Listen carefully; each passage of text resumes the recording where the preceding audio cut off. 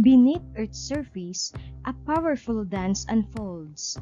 Plates push, pull, and drift, reshaping our planet.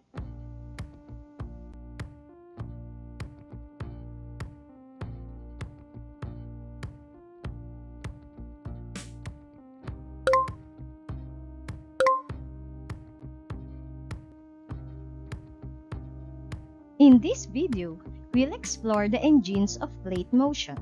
Stick around because these forces explain the very landscapes we live on. Let's start with the big question. What makes the tectonic plates move? Scientists have discovered several mechanisms, and they're all connected to Earth's heat and gravity.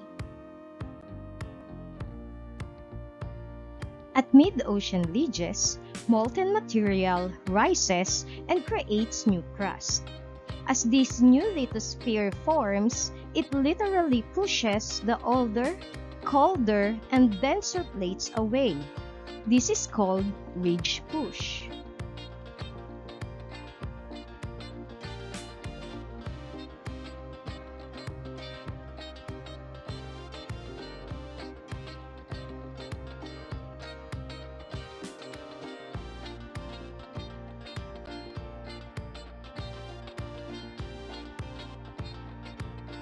Now here's the powerhouse, slab pull.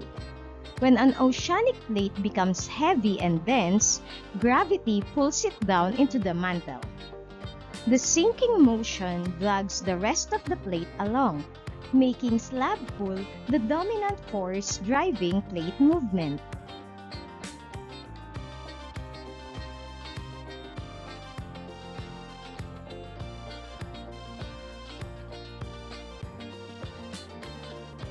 But wait, there's more.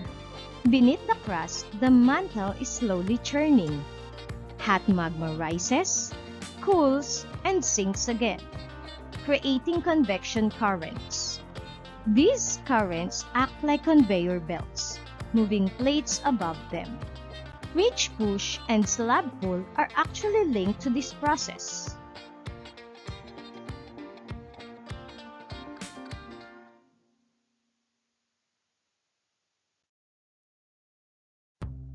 Finally, let's talk about hotspots.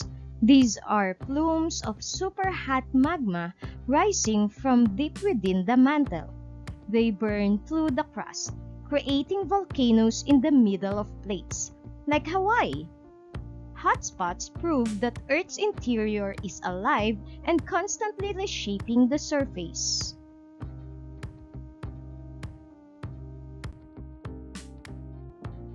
So, whether it's ridge push, slab pull, mantle convection,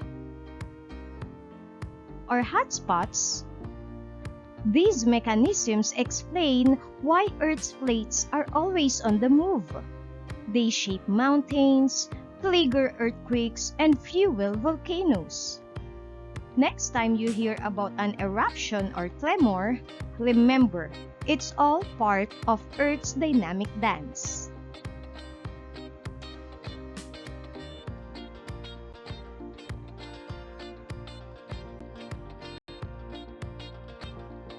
If you enjoyed learning about the forces that move our planet, hit that subscribe button to enjoy the e-learning virtual assistant community.